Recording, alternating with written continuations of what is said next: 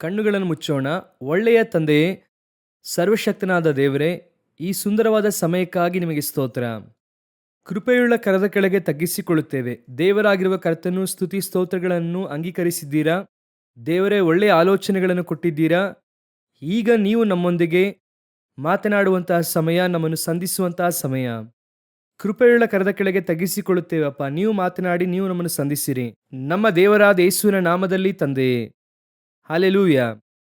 ಯೆಶಾಯನ ಪ್ರವಾದನೆಯ ಪುಸ್ತಕ 45ನೇ ಅಧ್ಯಾಯ 1ನೇ ವಾಕ್ಯ ಹೇಳುತ್ತದೆ, ಯೆಹೋವನು ಯಾವನ ಕೈ ಹಿಡಿದು ಯಾವನೆದುರಿಗೆ ಜನಾಂಗಗಳನ್ನು ತುಳಿದು ರಾಜರ ನಡುಕಟ್ಟನ್ನು ಬಿಚ್ಚಿ ಯಾವನ ಮುಂದೆ ಬಾಗಿಲು ಹೆಬ್ಬಾಗಿಲುಗಳನ್ನು ತೆರೆದು ಮುಚ್ಚಲಿಸನೋ ತಾನು ಅಭಿಷೇಕಿಸಿದ ಕೋರೆಷನಿಗೆ ಹೀಗೆ ಎನ್ನುತ್ತಾನೆ. ಸಾಮಾನ್ಯವಾಗಿ ನಮ್ಮ ದೇವರಾಗಿರುವ ಕರ್ತನು ನಮ್ಮೊಂದಿಗೆ ಇದ್ದಾರೆ ಎನ್ನುವುದರಲ್ಲಿ ಯಾವುದೇ ಸಂದೇಹವಿಲ್ಲ. ಕರ್ತನು ನಮ್ಮೊಂದಿಗೆ ಇದ್ದಾನೆಂಬುದಾಗಿ ಅನೇಕ ರೀತಿಯಲ್ಲಿ ದೇವರು ದೃಢಪಡಿಸುತ್ತಾರೆ. ಕರ್ತನು ನಮ್ಮೊಂದಿಗಿದ್ದಾರೆ ಎನ್ನುವಂಥದ್ದನ್ನು ದೇವರು ಅನೇಕ ವಿಧವಾಗಿ ಏನು ಮಾಡುತ್ತಾರೆ ಅಂದರೆ ನಿರೂಪಿಸುತ್ತಾ ಇರುತ್ತಾರೆ. ಅವರವರ ಆತ್ಮಿಕ ಸ್ಟ್ಯಾಂಡರ್ಡ್ಗೆ ತಕ್ಕ ಹಾಗೆ ದೇವರು ನಿರೂಪಿಸುತ್ತಾರೆ. ಅದೇ ರೀತಿಯಾಗಿ ನಾವೆಲ್ಲರೂ ಕೂಡ ದೇವರ ಸಭೆಯಲ್ಲಿದ್ದೇವೆ. ಆದರೆ ನಮಗೂ ದೇವರ ನಡುವೆ ಆ ಸಂಬಂಧವು ಯಾವ ಸ್ಥಿತಿಯಲ್ಲಿದೆ ಎನ್ನುವಂಥದ್ದೇ ಮುಖ್ಯ. ಒಬ್ಬೊಬ್ಬರಿಗೂ ಕೂಡ ಒಂದೊಂದು ವಿಧವಾದ ಆತ್ಮಿಕ ಸ್ಟ್ಯಾಂಡರ್ಡ್ ಇರುತ್ತದೆ.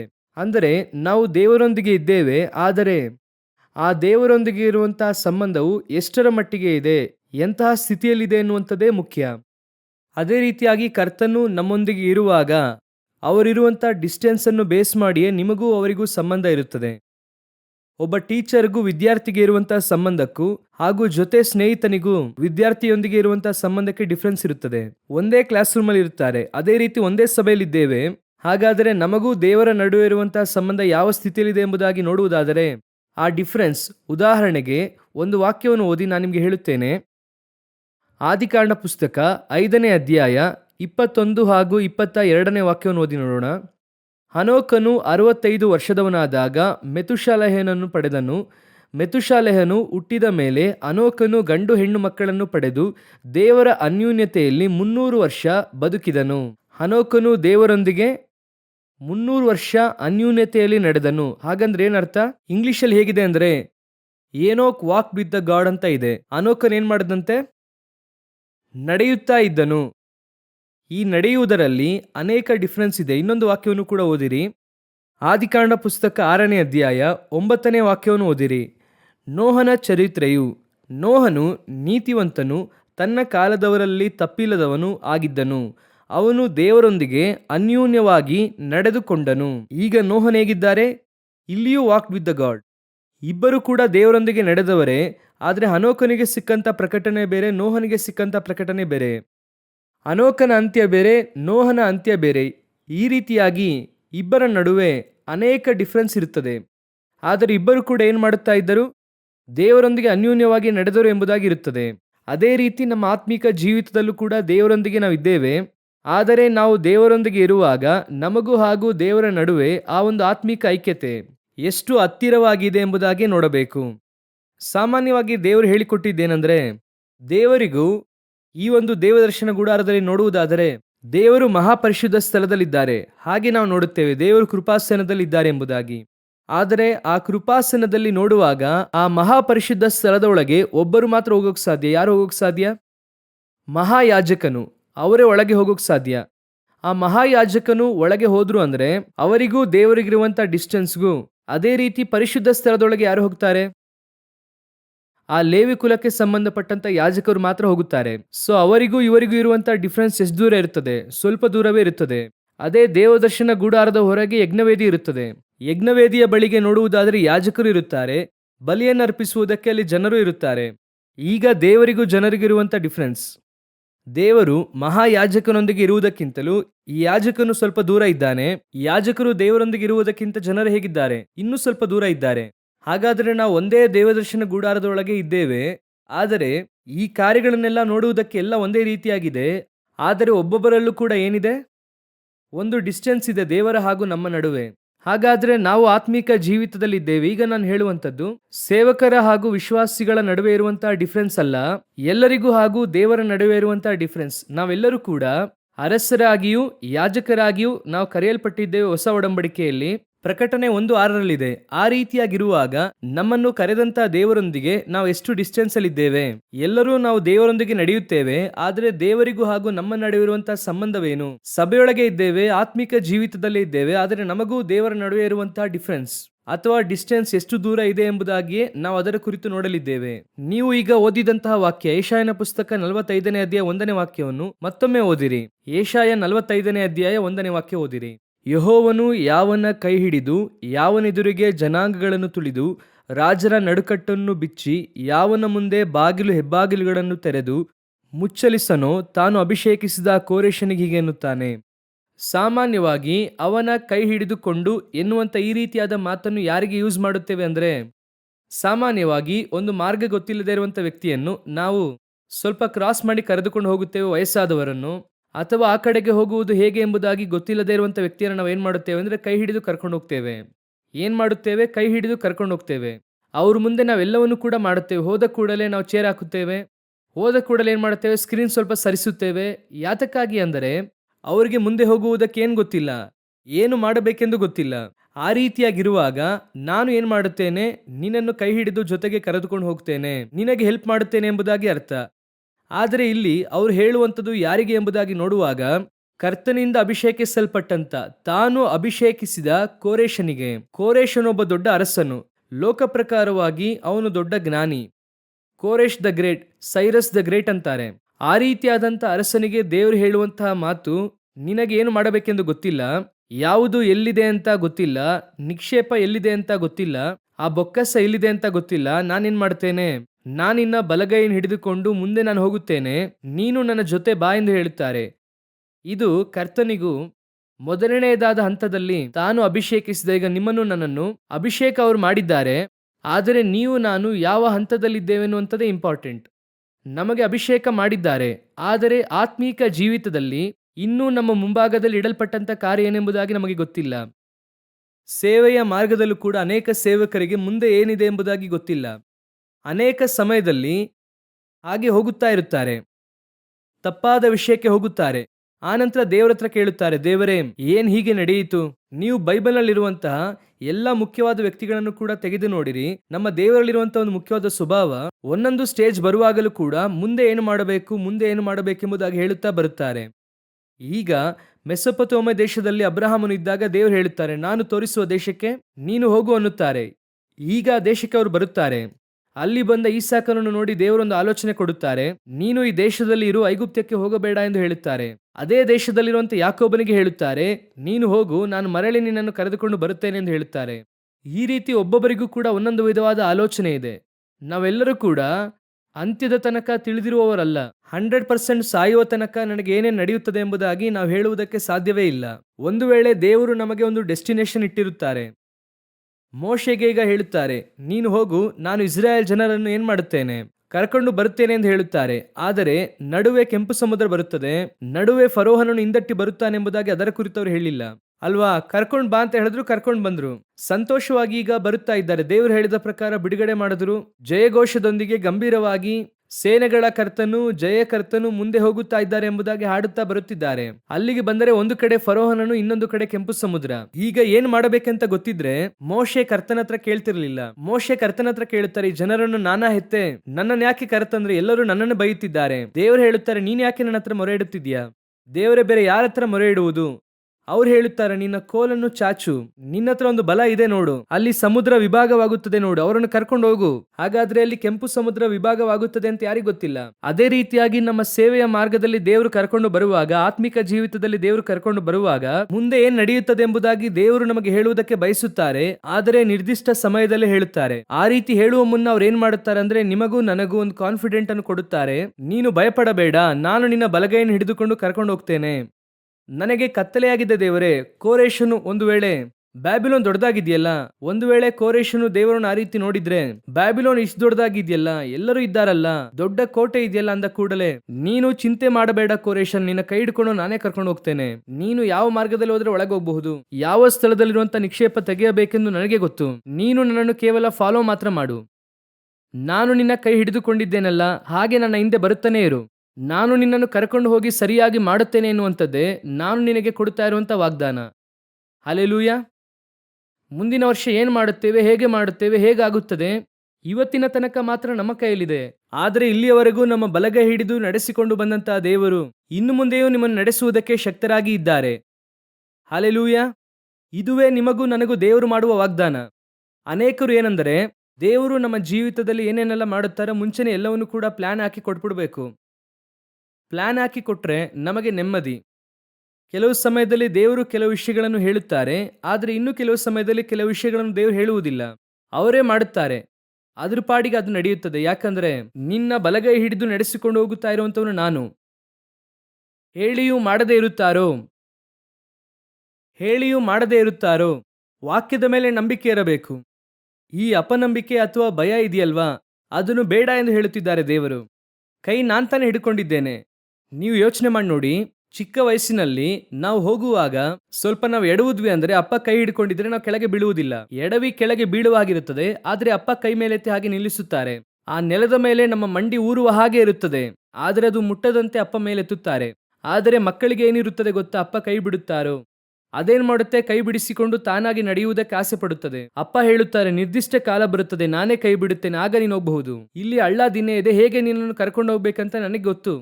ಕೆಲವು ಸಮಯದಲ್ಲಿ ದೇವರು ಕೈ ಹಿಡಿದುಕೊಂಡು ಕರ್ಕೊಂಡು ಹೋಗುತ್ತಾರೆ, ಕೆಲವು ಸಮಯದಲ್ಲಿ ವಿಷಯಗಳನ್ನು ಹೇಳುವುದಿಲ್ಲ. ಅಥವಾ ನೀವು ಮುಂದೆ ಹೋಗುವಾಗ ನಿಮ್ಮಿಂದ ಒಂದು ನಂಬಿಕೆ ಎದುರು ನೋಡುತ್ತಾ ಇದ್ದಾರೆ. ಯಾವ ನಂಬಿಕೆ ದೇವರು ಎದುರು ನೋಡುತ್ತಿದ್ದಾರೆ ಅಂದ್ರೆ, ನನ್ನನ್ನು ನಡೆಸಿಕೊಂಡು ಒಬ್ಬರು ಮುಂದೆ ಹೋಗುತ್ತಾ ಇದ್ದಾರೆ, ಅವರು ಜಯ ಕೊಡುವಂತಹ ದೇವರು, ಅವರು ನನಗೆ ಒಳ್ಳೆಯದನ್ನೇ ಮಾಡುತ್ತಾರೆ, ಅವರಿಂದ ನನಗೆ ಕೆಟ್ಟದನ್ನು ಮಾಡೋದಕ್ಕೆ ಸಾಧ್ಯವೇ ಇಲ್ಲ. ಅಂತಹ ದೇವರು ನಮ್ಮ ಮುಂದೆ ಹೋಗುವಾಗ ನಾನು ಯಾಕೆ ಭಯಪಡಬೇಕು, ನಾನು ಯಾಕೆ ಯೋಚನೆ ಮಾಡಬೇಕು, ನಾನು ಯಾಕೆ ಚಿಂತೆ ಪಡಬೇಕು? ಸ್ವಾಭಾವಿಕವಾಗಿಯೇ ನಮ್ಮಲ್ಲಿ ಒಂದು ಭಯ ಅಥವಾ ಕಾಷನ್ ಎಂಬುದಾಗಿ ಹೇಳುತ್ತಾರೆ. ಒಂದು ವಿಧವಾದಂತಹ ಕಾರ್ಯ ಇರುತ್ತದೆ. ನಡೆಯುತ್ತದಾ, ನಡೆಯುವುದಿಲ್ವಾ, ಏನಾಗುತ್ತದೋ, ಏನ್ ಮಾಡೋದೋ. ಇದುವೇ ಇಸ್ರಾಯೇಲ್ ಜನರಲ್ಲೂ ಕೂಡ ಇತ್ತಂತೆ. ಆದ್ದರಿಂದಲೇ 1 ಕೊರಿಂಥದವರಿಗೆ 10ನೇ ಅಧ್ಯಾಯ 5ನೇ ವಾಕ್ಯದಲ್ಲಿ ದೇವರು ಏನ್ ಹೇಳುತ್ತಾರೆ ಅಂದ್ರೆ, ಅವರ ವಿಷಯದಲ್ಲಿ ದೇವರು ಸಂತೋಷಿಸಲಿಲ್ಲ ಅಂತ ಇದೆ. ಇವರೇ ಬಿಡುಗಡೆ ಮಾಡಿದ್ರು, ಇವರೇ ಮುಂದೆ ಹೋದ್ರು, ಇವರೇ ಕೆಂಪು ಸಮುದ್ರ ವಿಭಾಗ ಮಾಡಿದ್ರು, ಇವರೇ ಮನ್ನಾ ಕೊಟ್ರು, ಇವರೇ ಮಾಂಸ ಕೊಟ್ರು, ಎಲ್ಲ ಕೊಟ್ರು. ಆದರೆ ಅವರು ಹೇಗಿದ್ರಂತೆ, 4ನೇ ವಾಕ್ಯ, ಅವರೆಲ್ಲರೂ ದೈವಿಕವಾದ ಒಂದೇ ನೀರನ್ನು ಕುಡಿದರು. ಹೇಗೆಂದರೆ ಅವರ ಹಿಂದೆ ಹೋಗುತ್ತಿದ್ದ ದೈವಿಕವಾದ ಬಂಡೆಯೊಳಗಿಂದ ಬಂದ ನೀರನ್ನು ಕುಡಿಯುತ್ತಿದ್ದರು. ಆ ಬಂಡೆ ಕ್ರಿಸ್ತನೇ. ಕಮ್ಯುನಿಯನ್ ತೆಗೆದುಕೊಂಡ್ರಂತೆ. ಆ ವಾಕ್ಯದ ಪ್ರಕಾರವಾಗಿ ಅದೇನಂತೆ, ಕಮ್ಯುನಿಯನ್. ದೈವಿಕವಾದ ಆಹಾರವನ್ನು ತಿಂದರು, ದೈವಿಕವಾದ ನೀರನ್ನು ಕುಡಿದರು. ಆದರೂ ಕೂಡ ಅವರ ವಿಷಯದಲ್ಲಿ ದೇವರು ಹೇಗಿಲ್ಲ, ಸಂತೋಷಿಸಲಿಲ್ಲ. ಯಾಕೆ ಸಂತೋಷಿಸಲಿಲ್ಲ? 6ನೇ ವಾಕ್ಯ ಓದಿರಿ. ಅವರು ಕೆಟ್ಟ ವಿಷಯಗಳನ್ನು ಆಶಿಸಿದಂತೆ ನಾವು ಆಶಿಸುವವರಾಗಿರಬಾರದೆಂಬುದಕ್ಕಾಗಿ ಈ ಸಂಗತಿಗಳು ನಮಗೆ ನಿದರ್ಶನಗಳಾಗಿವೆ. ಹಾಗಾದ್ರೆ ಗಮನಿಸಿರಿ, ದೇವರು ಆ ಗುಣುಗುಟ್ಟುವಿಕೆಯನ್ನು ಬಯಸಲಿಲ್ಲ. ಹಾಗೆ ಕೆಳಗೆ ಓದುತ್ತಾ ಬಂದ್ರೆ ಅವರು ಗುಣುಗುಟ್ಟಿದ್ದಾರೆ ಎಂಬುದಾಗಿ ಇರುತ್ತದೆ, ಆಶಿಸಿದರು ಎಂಬುದಾಗಿ ಇರುತ್ತದೆ. ದೇವರೇನ್ ಬಯಸಲಿಲ್ಲವಂತೆ, ಕಮ್ಯುನಿಯನ್ ತೆಗೆದುಕೊಂಡ್ರು, ಎಲ್ಲ ಮಾಡ್ತಿದ್ದಾರೆ, ದೇವರು ಮುಂದೆ ಹೋಗಿ ಅದ್ಭುತ ಸೂಚಕ ಕಾರ್ಯ ಎಲ್ಲ ಮಾಡುತ್ತಿದ್ದಾರೆ. ಆದರೆ ಅವರ ವಿಷಯದಲ್ಲಿ ದೇವರು ಹೇಗಿಲ್ಲ, ಸಂತೋಷಿಸಲಿಲ್ಲ. ಹಾಗಾದ್ರೆ ಯೋಚನೆ ಮಾಡಿ ನೋಡಿ, ಅವರಿಗೋಸ್ಕರ ಇಷ್ಟೊಂದು ಪಸ್ಕಾ ಕುರಿಮರಿ ಕೊಯ್ಯಲ್ಪಟ್ಟಿದೆ, ದೊಡ್ಡ ದೊಡ್ಡ ಅದ್ಭುತಗಳು ಮಾಡಲ್ಪಟ್ಟಿದೆ, ಇವರನ್ನು ಕಾಪಾಡುವುದಕ್ಕೆ ಅವರ ಚೊಚ್ಚಲ ಮಕ್ಕಳು ಸಂಹಾರವಾದರು, ಎಷ್ಟೋ ಕಾರ್ಯಗಳು ಅವರಲ್ಲಿ ನಡೆಯುತ್ತಾ ಇದೆ. ಆದರೂ ಕೂಡ ದೇವರು ಅವರ ವಿಷಯದಲ್ಲಿ ಏನಾಗ್ಲಿಲ್ವಂತೆ. ಏನ್ ಕಾರಣ? ಸಂತೋಷವಿಲ್ಲದೆ ಇಷ್ಟೆಲ್ಲ ಕಾರ್ಯ ಮಾಡಿದ್ರ? ಎಲ್ಲಾ ಸಂತೋಷದಿಂದಲೇ ಮಾಡದೆ, ಆದರೆ ಒಂದು ಗುಣುಗುಟ್ಟುವಿಕೆ, ಒಂದು ವಿಧವಾದಂತಹ ಡಿಸ್ಟರ್ಬೆನ್ಸ್. ಯಾವಾಗ ನೋಡಿದ್ರು ಕೂಡ ಮಾತಾಡ್ತಾ ಇರುವುದು, ನಡೆಯುವುದಿಲ್ವಾ, ಸಾಯಿಸುವುದಕ್ಕ ಕರ್ಕೊಂಡು ಬಂದ್ರಿ. ಈ ರೀತಿ ಕೆಲವರು ಮನೆಯೊಳಗೆ ಏನ್ ಮಾಡುತ್ತಾರೆ, ಕುಟುಂಬದೊಳಗೆ ಗುಣುಗುಟ್ಟುತ್ತಾ ಇರುತ್ತಾರೆ. ಆ ರೀತಿ ಗಂಡ ಆಗಿರಲಿ ಹೆಂಡತಿ ಆಗಿರಲಿ ಯಾವಾಗಲೂ ಗುಣುಗುಟ್ಟುತ್ತಾ ಇರುತ್ತಾರೆ. ಇದು ದೇವರಿಗೆ ಇಷ್ಟವಾಗ್ಲಿಲ್ವಂತೆ. ಅದೇ ರೀತಿ ಆತ್ಮಿಕ ಜೀವಿತದಲ್ಲಿ ಇದ್ದೀರಂತೆ. ಏನೇ ಹೇಳಿದ್ರು ಇಷ್ಟು ವರ್ಷ ನಡೆಸಿದ್ದಾರಲ್ಲ, ಆ ರೀತಿ ಇರುವಾಗ ನಾವು ಹಾಗೆ ಗುಣಗುಟ್ಟದ್ದು, ನಡೆಯುವುದಿಲ್ವಾ? ಆಗ ದೇವರು ಹೇಳುತ್ತಾರೆ, ಇಷ್ಟು ವರ್ಷ ನಾನು ನಿನ್ನನ್ನು ನಡೆಸಿಕೊಂಡು ಬಂದಿದ್ದಕ್ಕೆ ಏನು ಫಲ? ಹಾಗಾದರೆ ಇಷ್ಟು ವರ್ಷ ನಾನು ನಿನ್ನನ್ನು ನಡೆಸಿದ್ದೇನೆ ಎನ್ನುವುದಕ್ಕೆ ಒಂದು ನಂಬಿಕೆ ನಿನ್ನಲ್ಲಿ ಬರಲೇ ಇಲ್ವಲ್ಲ? ನೀವು ನಿಮ್ಮ ಮಕ್ಕಳನ್ನು ಬೆಳೆಸುತ್ತಾ ಬರುತ್ತೀರಾ. 20-22 ವಯಸ್ಸಾದಾಗ ಮಕ್ಕಳು ಕೇಳುತ್ತಾರೆ, ಒಂದು ವೇಳೆ ನೀವು ನನ್ನನ್ನು ನಡುಬೀದಿಯಲ್ಲಿ ಬಿಟ್ರಿ ಅಂದ್ರೆ, ನನ್ನನ್ನು ಆಚೆ ಓಡಿಸಿದ್ರಿ ಅಂದ್ರೆ, ನಿಮ್ಮ ಆಸ್ತಿಯನ್ನೆಲ್ಲ ನನಗೀಗಲೇ ಹಂಚಿಕೊಡಿ ಅಂತಾರೆ. ಯಾಕಪ್ಪ ಬರೆದಿಡಬೇಕು? ನಾಳೆ ನನ್ನ ಆಚೆ ಓಡಿಸಿದ್ರೆ ಏನಪ್ಪ, 22 ವರ್ಷ ನಿನ್ನನ್ನು ನಡೆಸಿದ್ದೇನಲ್ಲ, 25 ವರ್ಷ ನಿನ್ನನ್ನು ನಡೆಸಿದ್ದೇನೆ, ನಿನಗೆ ಊಟ ಹಾಕಿದ್ದೇನೆ, ಇನ್ನೂ ನಿನಗೆ ನನ್ನ ಮೇಲೆ ನಂಬಿಕೆ ಬರಲಿಲ್ಲ ಅಂದಾಗ ಆಗಲೇ ದೇವರು ಹೇಳುತ್ತಾರೆ, ನಿಮ್ಮ ವಿಷಯದಲ್ಲಿ ನನಗೇನಿಲ್ಲ, ಸಂತೋಷವಿಲ್ಲ. ಕಾರಣವೇನು? ನಿನ್ನ ಬಲಗೈ ಹಿಡಿದುಕೊಂಡು ಇಷ್ಟು ವರ್ಷ ನಿನ್ನ ಮುಂದೆ ನಾನು ಹೋಗಿದ್ದೇನಲ್ಲ, ಇಷ್ಟು ವರ್ಷಗಳ ಕಾಲ ನಿನ್ನ ನಡೆಸಿದ್ದೇನಲ್ಲ, ನೀನು ಏನು ಇಲ್ಲದೆ ಇರುವಾಗ, ಬರೀ ಕೋಲಿನೊಂದಿಗೆ ಇರುವಾಗ ನಿನ್ನ ನಡೆಸಿದ್ದೇನಲ್ಲ, ಮನುಷ್ಯರು ನಿನ್ನನ್ನು ಉದಾಸೀನ ಮಾಡಿದಾಗ ನಿನ್ನೊಂದಿಗೆ ನಾನು ಇದ್ನಲ್ಲ, ನಿನ್ನನ್ನು ಬೇಡ ಎಂದು ಎಲ್ಲರೂ ಹೇಳಿದಾಗ ನಾನು ನಿನ್ನನ್ನು ಬೇಕು ಅಂತ ಅನ್ನಲ್ಲ, ಆ ಪರಿಸ್ಥಿತಿಯಲ್ಲಿ ಇರುವಾಗಲೇ ನಿನ್ನನ್ನು ಕರ್ಕೊಂಡು ಬಂದಲ್ಲ. ಇದಕ್ಕೂ ಮೇಲೆ ನನ್ನ ಮೇಲೆ ಯಾಕೆ ನಿನಗೆ ಅಪನಂಬಿಕೆ? ಇದಕ್ಕೂ ಮೇಲೆ ಯಾಕೆ ನನ್ನ ವಿಷಯದಲ್ಲಿ ನಿನಗೆ ಒಂದು ಅವಿಶ್ವಾಸ? ಯಾವಾಗ ನೋಡಿದರೂ ಕೂಡ ಗುಣಗುಟ್ಟುವಿಕೆ, ಏನಾಗುತ್ತದೋ ಏನು ನಡೆಯುತ್ತದೋ? ದೇವರಿಗೆ ಏನು ಇಷ್ಟ ಗೊತ್ತಾ? ದೇವರಿಗೆ ಬಹಳ ಇಷ್ಟವಾದ ಮಾತು, ಅವರು ನನ್ನನ್ನು ಕೊಂದು ಹಾಕಿದರು. ಶದ್ರಕ್, ಮೇಷಕ್, ಅಬೇದ್ನೆಗೋ ಹೇಳುತ್ತಾರೆ, ಸುಂದರವಾಗಿ ಹೇಳುತ್ತಾರೆ, ಅವರು ನಮ್ಮನ್ನು ಕಾಪಾಡಿದರೂ ಸರಿ, ನಮ್ಮನ್ನು ಕಾಪಾಡದೆ ಬಿಟ್ಟರೂ ಸರಿ, ನಮ್ಮ ಬಾಯಿಂದ ಅವರಿಗೆ ವಿರುದ್ಧವಾದಂಥ ಮಾತು ಬರುವುದಿಲ್ಲ ಅಂದರು. ಇದರ ಅರ್ಥ ಏನು ಗೊತ್ತಾ? ಇದು ನಾನು ಅವರ ಮೇಲೆ ಇಟ್ಟಂತಹ ನಂಬಿಕೆ. ಅವರು ನನ್ನನ್ನು ಕಾಪಾಡುತ್ತಾರೆ ಅಂತ ಗೊತ್ತಯ್ಯ. ಒಂದು ವೇಳೆ ಕಾಪಾಡದೆ ಹೋದರೂ ನನಗೆ ಚಿಂತೆ ಇಲ್ಲ ಅಯ್ಯ. ಯಾಕೆ ಗೊತ್ತಾ? ಇದುವರೆಗೂ ನನ್ನನ್ನು ನಡೆಸಿದಾತನು ನಂಬಿಗಸ್ತನು. ಅವರು ನನ್ನ ಮುಂದೆ ಹೋಗುತ್ತಾ ಇದ್ದಾರೆ, ನನಗೇನು ಭಯ? ನಮ್ಮ ಮುಂದೆ ಒಬ್ಬರು ಹೋದ್ರೆ ನಮಗೆ ಧೈರ್ಯ ಇರುತ್ತದೆ ಅಲ್ವಾ? ಅವರು ನಮ್ಮ ಮುಂದೆ ಹೋಗುತ್ತಾ ಇದ್ದಾರೆ. MLA ಯೊಂದಿಗೆ ಅವರ ಗಾಡಿಯಲ್ಲಿ ಹೋಗ್ತಾ ಇದ್ದೀರಾ. ನೀವು ಹೋಗುವಾಗ ಯಾವುದಕ್ಕಾದ್ರೂ ಭಯಪಡುತ್ತೀರಾ? ಟ್ರಾಫಿಕ್ಗೆ ಭಯಪಡುತ್ತೀರಾ?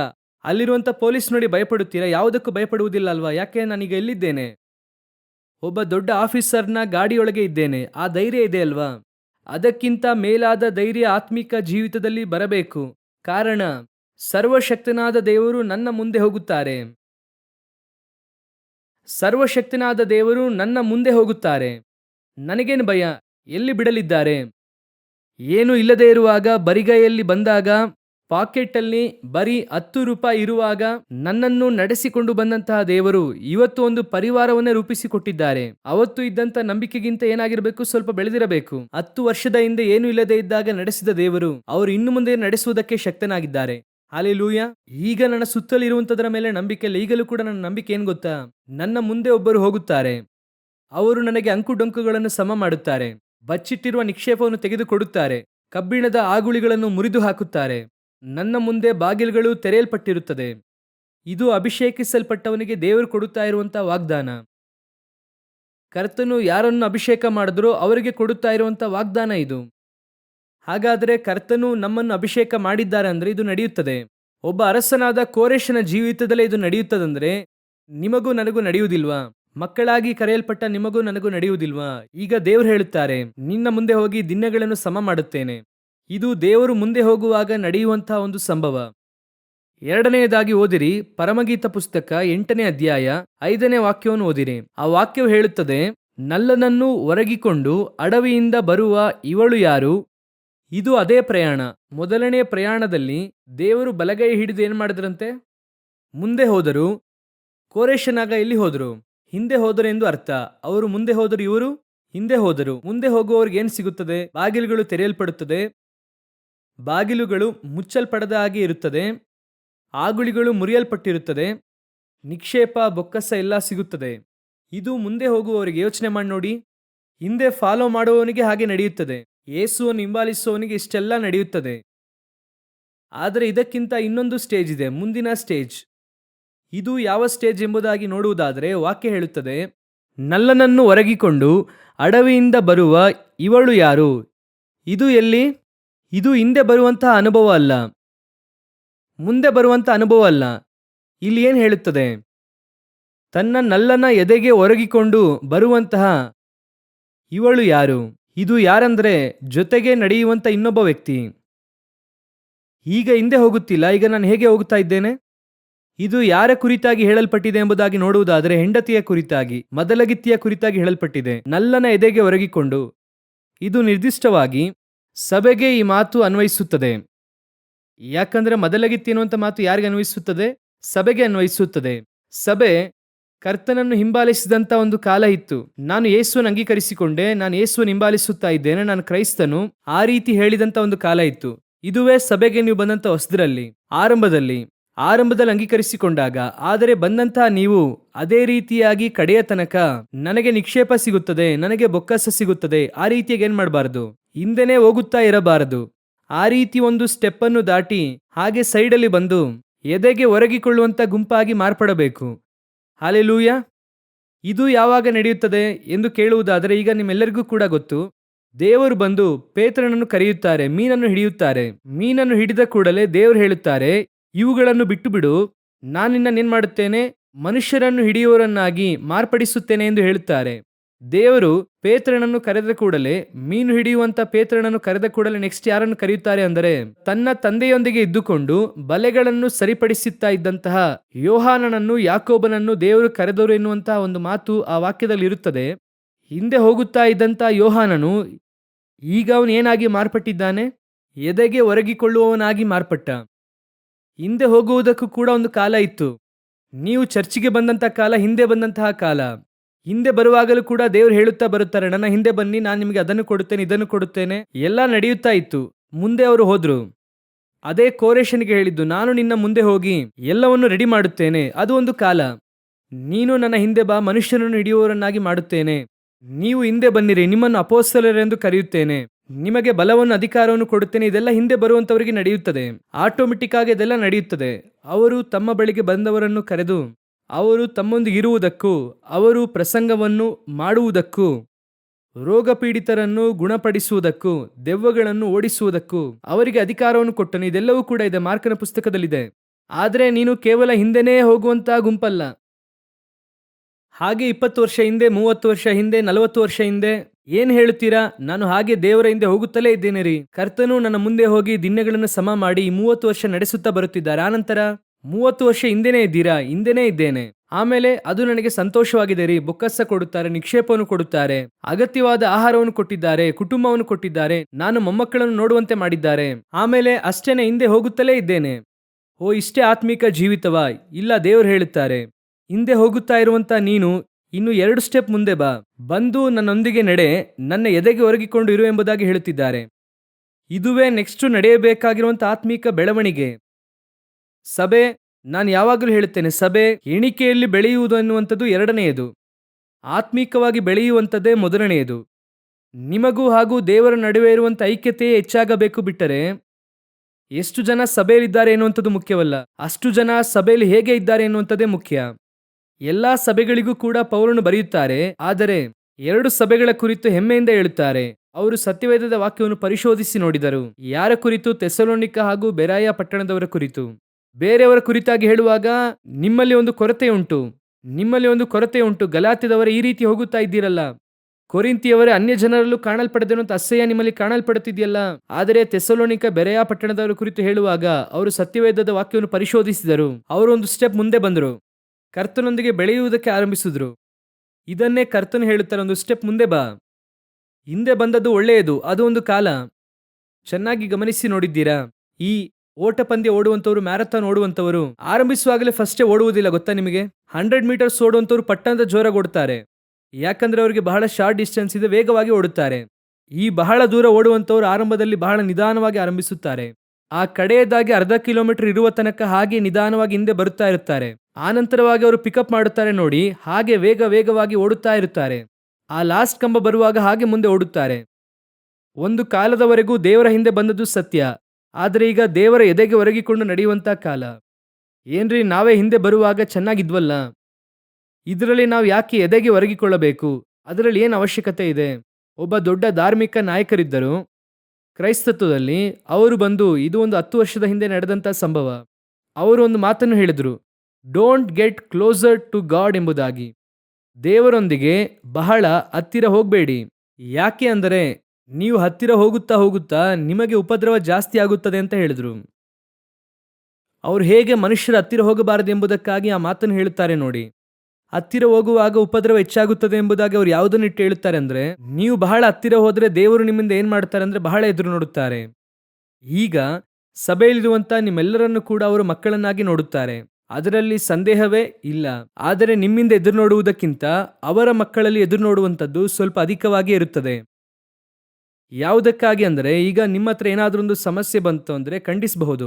ಆದರೆ ಅವನನ್ನು ಖಂಡಿಸುವಾಗ ಏನ್ ಹೇಳುತ್ತಾರೆ, ಒಬ್ಬ ಸೇವಕನ ಮಗನೇ ಈ ರೀತಿ ಮಾಡಿದ್ರೆ ಏನಾಗುತ್ತದೆ? ಏನ್ ಕೇಳುತ್ತಾರೋ ಆ ಒಂದು ವರ್ಡ್ ಬರುತ್ತದೆ ಗೊತ್ತಾ ಆ ಲೈನಲ್ಲಿ. ಅದು ತಾನು ಪ್ರೀತಿಸುವಂತವರನ್ನು, ಬಹಳ ಹತ್ತಿರವಾದಂತವರನ್ನು ಬಹಳ ಸ್ಟ್ರಿಕ್ಟ್ ಮಾಡುತ್ತಾರೆ. ಸ್ವಲ್ಪ ಅಧಿಕವಾಗಿ ಖಂಡಿಸುತ್ತೇವೆ. ಯಾಕಂದ್ರೆ ನೀನು ಮೇಲೆ ಹೋಗುತ್ತಾ ಹೋಗುತ್ತಾ ಅನೇಕರು ನಿನ್ನನ್ನು ಏನ್ ಮಾಡುತ್ತಾರೆ? ನೋಡುತ್ತಾರೆ. ಕೆಳಗೆ ಇದ್ದಾಗ ಬಿದ್ದಾಗ ಯಾರಿಗೂ ಗೊತ್ತಾಗುವುದಿಲ್ಲ, ಆದರೆ ಮೇಲೆ ಇದ್ದಾಗ ಬಿದ್ದರೆ ಅನೇಕರಿಗೆ ಗೊತ್ತಾಗುತ್ತದೆ. ಆದ್ದರಿಂದ ಮೇಲೆ ಹೋಗುವಾಗ ದೇವರು ಏನ್ ಮಾಡುತ್ತಾರೆ? ಸ್ವಲ್ಪ ಎಚ್ಚರಿಕೆಯನ್ನು ಅಧಿಕವಾಗಿ ಕೊಡುತ್ತಾರೆ. ಹಾಗಾದ್ರೆ ಸ್ವಲ್ಪ ಸ್ಟ್ರಿಕ್ಟ್ ಮಾಡುತ್ತಾರೆ. ನೀವು ಕೆಳಗೆ ಇರುವಾಗ ಏನ್ ಬೇಕಾದ್ರೂ ಮಾಡಬಹುದು, ಅದು ಯಾರಿಗೂ ಗೊತ್ತಾಗಲ್ಲ. ಮೇಲೆ ಹೋಗುವಾಗ ನೀನು ಮಾಡುವಂತ ಚಿಕ್ಕ ವಿಷಯ ಎಲ್ಲರಿಗೂ ಗೊತ್ತಾಗುತ್ತದೆ. ಆಗ ದೇವರು ಹೇಳುತ್ತಾರೆ, ಈ ರೀತಿಯಾದಂಥ ಕಾರ್ಯಗಳನ್ನೆಲ್ಲ ನೀನು ಮಾಡಬೇಡ. ದೇವರ ಸಮೀಪಕ್ಕೆ ನಾವು ಹತ್ತಿರ ಬರುತ್ತಾ ಬರುತ್ತಾ ನಿಮ್ಮಿಂದ ಅಧಿಕವಾದ ಪರ್ಫೆಕ್ಷನ್ ಅನ್ನು ದೇವರು ಎದುರು ನೋಡುತ್ತಾರೆ. ಕೆಳಗೆ ಇರುವಂತ ಜನರಲ್ಲಿರುವಂತ ಪರಿಶುದ್ಧತೆಗಿಂತ ಮೇಲೆ ಹೋಗುವಂತ ಮೋಶೆ ಹತ್ರ ಪರಿಶುದ್ಧತೆ ಅಧಿಕವಾಗಿರಬೇಕು. ಮೋಶೆ ಬಹಳ ಹತ್ತಿರದವನೆಂಬುದಾಗಿ ಹೇಗ್ ಬೇಕಾದ್ರೂ ಹೋಗಬಹುದಾ ಅಂದ್ರೆ ಇಲ್ಲ, ಆ ರೀತಿ ಹೋಗಕ್ಕಾಗಲ್ಲ. ದೇವರು ಹೇಳುತ್ತಾರೆ, ಕೆಳಗಿರುವಂತವ್ನು ಏನ್ ಬೇಕಾದ್ರೂ ಮಾಡಲಿ, ಆದ್ರೆ ಬಲಿಪೀಠಕ್ಕೆ ಸಮೀಪಿಸುವಾಗ ನಿನ್ನ ಒಳಗಿನ ಅಂಗಿ ಧರಿಸಿಕೊ. ಯಾಕೆ? ಬಲಿಪೀಠವನ್ನು ನೀನು ಹತ್ತುವಾಗ ನಿನ್ನ ನಗ್ನತೆಯನ್ನು ಯಾರು ಕಾಣದಂತೆ. ಏನ್ ದೇವರು ಹೇಳುತ್ತಿದ್ದೀರಾ? ಕೆಳಗೆ ಇದ್ದರೆ ನಿನ್ನ ನಗ್ನತೆ ಕಾಣುವುದಿಲ್ಲ, ಮೇಲೆ ಹೋಗುವಾಗ ನಿನ್ನ ನಗ್ನತೆ ಕಾಣುತ್ತದೆ. ಹಾಗಾದರೆ ದೇವರ ಬಳಿ ಹತ್ತಿರ ಹೋಗುವಾಗ ನಿಮ್ಮಿಂದ ದೇವರು ಅಧಿಕವಾಗಿ ಎದುರು ನೋಡುತ್ತಾರೆ. ಆತ್ಮೀಕ ಜೀವಿತದಲ್ಲಿ ದೇವರು ನಿಮ್ಮಿಂದ ಏನ್ ಮಾಡುತ್ತಾರೆ? ಅಧಿಕವಾಗಿ ಎದುರು ನೋಡುತ್ತಾರೆ. ಅದಕ್ಕೆ ಹೆಸರು ಶಿಕ್ಷೆ ಅಲ್ಲ, ಪರ್ಫೆಕ್ಷನ್. ಅದಕ್ಕೆ ಹೆಸರು ದೇವರು ನಿನ್ನಿಂದ ದೋಷವನ್ನು ಕಂಡುಹಿಡಿಯುತ್ತಾರೆ ಎಂಬುದಾಗಿ ಅರ್ಥ ಅಲ್ಲ, ಬೇರೆಯವರು ನಿನ್ನಲ್ಲಿ ದೋಷ ಕಂಡುಹಿಡಿಯಬಾರದೆಂಬುದಾಗಿ ಅಕ್ಕರೆ ತೋರಿಸುವಂತದ್ದು. ದೇವರು ಯಾತಕ್ಕಾಗಿ ನಿನಗೆ ಹಾಗೆ ಹೇಳುತ್ತಾರೆ? ಅನೇಕರು ಹೇಳುತ್ತಾರೆ, ಅವರಿಗಿಂತಲೂ ಏನ್ರಿ ಅವರೆಲ್ಲ ಹೇಗೇಗೋ ಇದ್ದಾರೆ, ಆ ರೀತಿ ಇರುವಾಗ ನಾನ್ ಸ್ವಲ್ಪ ಹೀಗೆ ಮಾಡಿದ್ರೆ ಏನ್ರಿ ತಪ್ಪು? ಇಲ್ಲ, ಹಾಗೆ ಮಾಡಬಾರ್ದು. ಯಾಕೆ ಗೊತ್ತಾ? ಅವನು ಕರ್ತನ ಐಸೈಟ್ ಅಲ್ಲೇ ಇಲ್ಲ. ಅವನನ್ನು ಕರ್ತನು ಯಾವಾಗ ತರುತ್ತಾರಂತ ಗೊತ್ತಿಲ್ಲ. ಆದ್ರೆ ನೀನು ಬೆಟ್ಟದ ಮೇಲೆ ಇರುವಂತ ಪಟ್ಟಣ, ಅನೇಕರಿಗೆ ಬೆಳಕು ಕೊಡುವಂತ ಪಟ್ಟಣ. ನೀನು ಮೇಲೆ ಹೋಗುತ್ತಾ ಹೋಗುತ್ತಾ ನಿನ್ನ ಮೇಲೆ ಒಂದು ಗುಂಪು ಹೊಟ್ಟೆ ಕಿಚ್ಚು ಪಡುತ್ತಾ ಇರುವಂತ ಗುಂಪು ನೋಡುತ್ತಾ ಇದೆ. ನೀನಂದ್ರೆ ಇಷ್ಟ ಇಲ್ಲ ಅನ್ನುತ್ತಿದ್ದಾನಲ್ಲ, ಅವನು ಯಾರು ಗೊತ್ತಾ? ನೀನು ಬೀಳುತ್ತೀಯಾ ಎಂಬುದಾಗಿ ಕಾಯುತ್ತಾ ಇರುವಂತ ಗುಂಪು. ನೀನು ಹೇಗಾದ್ರೂ ಕೆಳಗೆ ಬೀಳುವುದಿಲ್ವಾ ಎಂಬುದಾಗಿ ಎದುರು ನೋಡುತ್ತಾ ಇರುವಂತ ಗುಂಪು. ಅವನ ಮುಂದೆ ದೇವರು ಏನ್ ಎದುರು ನೋಡುತ್ತಿದ್ದಾರೆ ಗೊತ್ತಾ? ನನ್ನ ಮಗನು ಬೀಳುವುದಿಲ್ಲ, ನೀನು ಏನ್ ಬೇಕಾದ್ರೂ ಮಾಡುತ್ತಾ ಇರು, ಅವನು ಇನ್ನೂ ಅಧಿಕವಾಗಿ ಎತ್ತರಕ್ಕೆ ಹೋಗುತ್ತಾನೆ ಎಂಬುದಾಗಿ ಹೇಳಿ ಕರ್ತನು ನಿನ್ನನ್ನು ಹೆಚ್ಚಿಸುವುದಕ್ಕೆ ಬಯಸುತ್ತಿದ್ದಾರೆ. ಆ ರೀತಿಯಾಗಿ ಇರುವಾಗ ಈ ಎದೆಗೆ ಒರಗಿಕೊಳ್ಳುವಂತ ಗುಂಪಿಗೆ ಸ್ವಲ್ಪ ಕಷ್ಟ ಜಾಸ್ತಿ. ಮುಂದೆ ಹೋಗುವಾಗ ಕೈ ಹಿಡಿದುಕೊಂಡು ಕರ್ಕೊಂಡು ಹೋಗ್ತಾರೆ, ಒಂದು ಸೇಫ್ಟಿ ಇದೆ. ಆದರೆ ಸೈಡಲ್ಲಿ ಒರಗಿಕೊಂಡು ಬರುವವನಿಗೆ ಎರಡನೇ ಒಂದು ಆಶೀರ್ವಾದ ಇದೆ. ಏನೆಂಬುದಾಗಿ ಹೇಳುತ್ತೇನೆ. ಮೊದಲು ನೀನು ಬಹಳ ಕೇರ್ಫುಲ್ ಆಗಿರಬೇಕು, ಅವರಿಗೆ ಈಕ್ವಲ್ ಆಗಿ ನಡೆಯಬೇಕು. ನೀವು ನೋಡಿ, ನೀವು ನಿಂತಿದ್ದೀರಾ ಎನ್ನುವಂತ ಮಾತ್ರಕ್ಕೆ ಈ ಭೂಮಿ ಸುತ್ತುವುದು ನಿಲ್ಲುತ್ತದಾ? ನಿಲ್ಲುತ್ತಾ? ನೀವು ನಿಂತಿರುವುದರಿಂದ ಸೂರ್ಯ ನಿಲ್ಲುತ್ತದಾ? ನಿಲ್ಲಲ್ಲ. ನೀವು ನಿಂತಿರುವುದರಿಂದ ಈ ಪ್ರಕೃತಿಯಲ್ಲಿರುವಂತ ಯಾವುದಾದ್ರೂ ನಿಲ್ಲುತ್ತದಾ?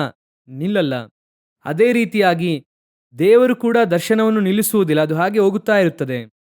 ನೀವೇ ಜೊತೆಗೆ ಹೋಗುತ್ತಾ ಇರಬೇಕು, ಜೊತೆ ನಡೆಯುತ್ತಾ ಇರಬೇಕು.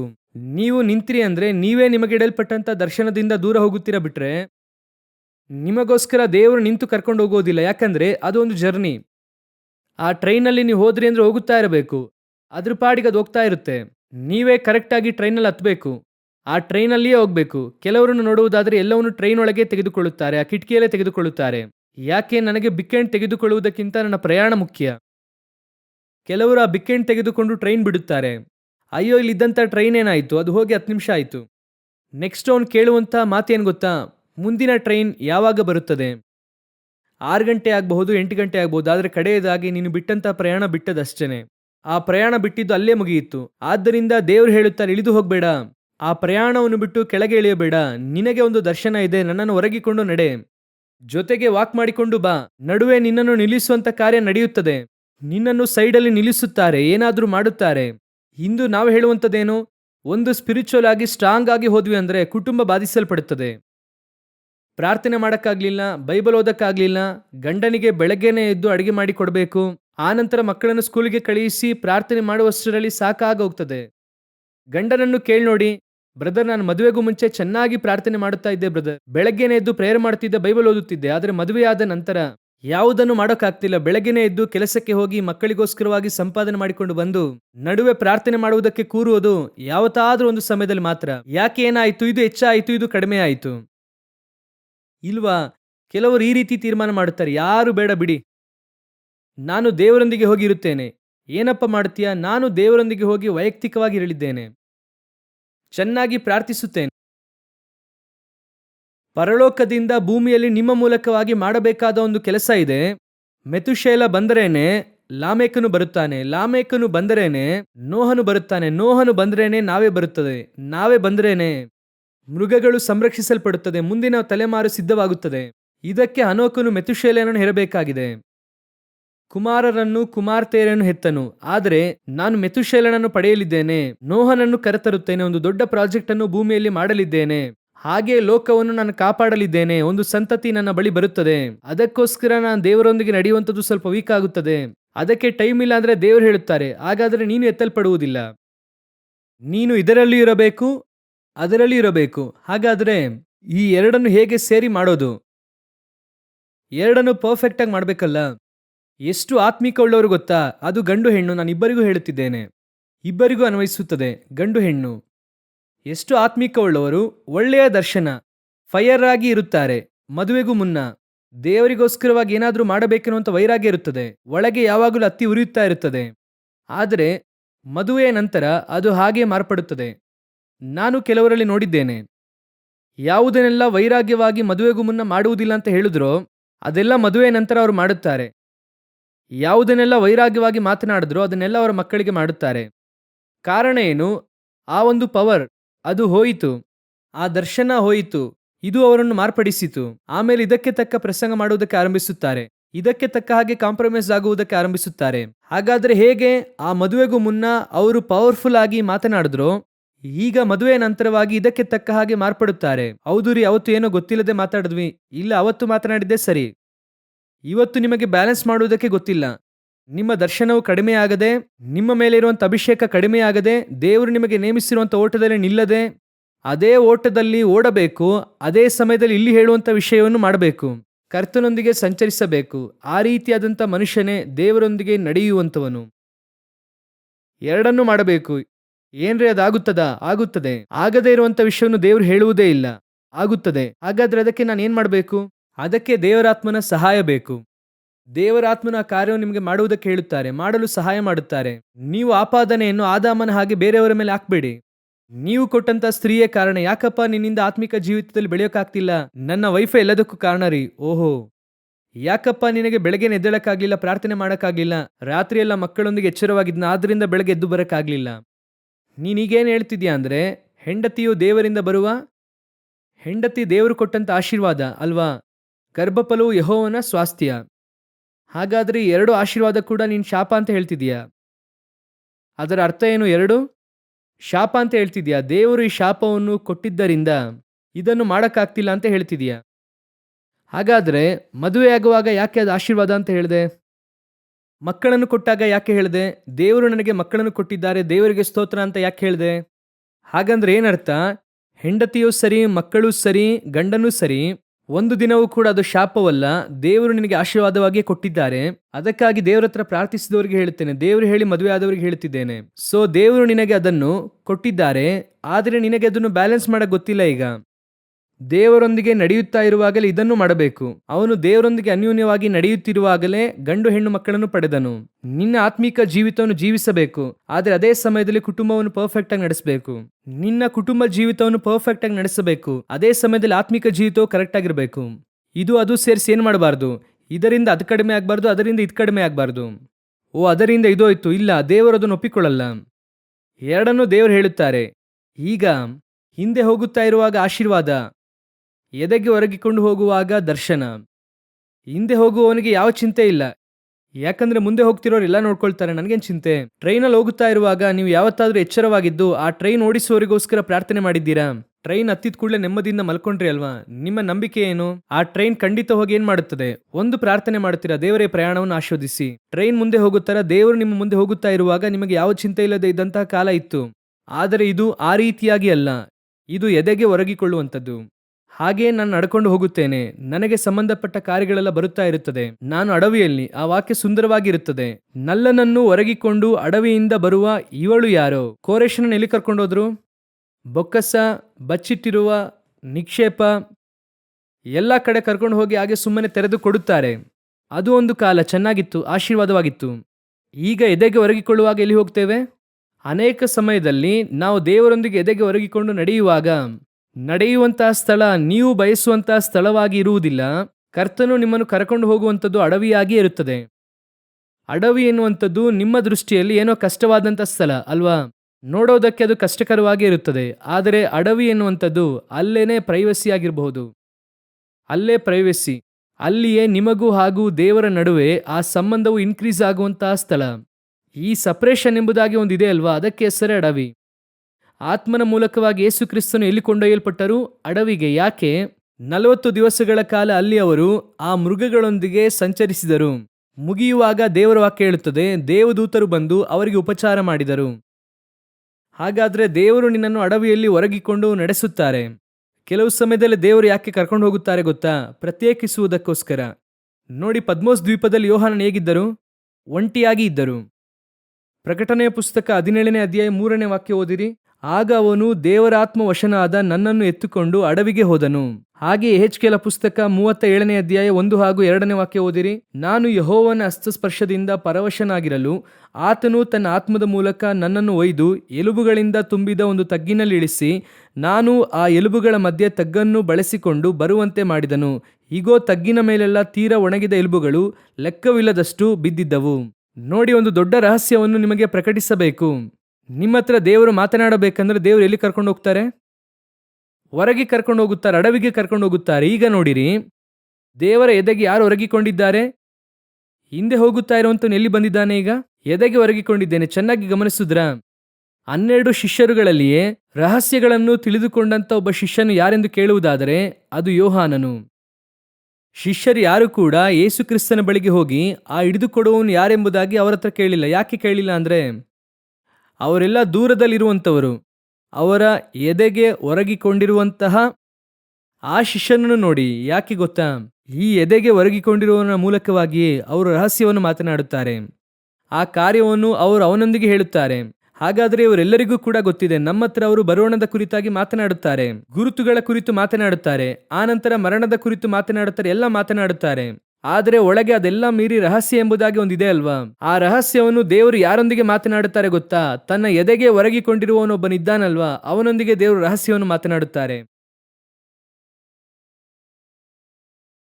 ಆದ್ದರಿಂದಲೇ ಚೆನ್ನಾಗಿ ಗಮನಿಸಿ ನೋಡಿರಿ, ಪ್ರಕಟಣೆಯ ಪುಸ್ತಕ ಎನ್ನುವಂತ ಅಷ್ಟು ದೊಡ್ಡ ರಹಸ್ಯವನ್ನು ಆ ಯೋಹಾನನಿಗೆ ಪ್ರಕಟಿಸಲಾಯಿತು. ಉಳಿದ ಯಾರ ಕೈಯಲ್ಲೂ ದೇವರು ಅದನ್ನು ಕೊಳ್ಳಿಲ್ಲ. ಹಾಗಾದರೆ ಅಡವಿಯಲ್ಲಿ ಒಂಟಿಯಾಗಿ ಪದ್ಮೋಸ್ ದ್ವೀಪದಲ್ಲಿರಬೇಕು.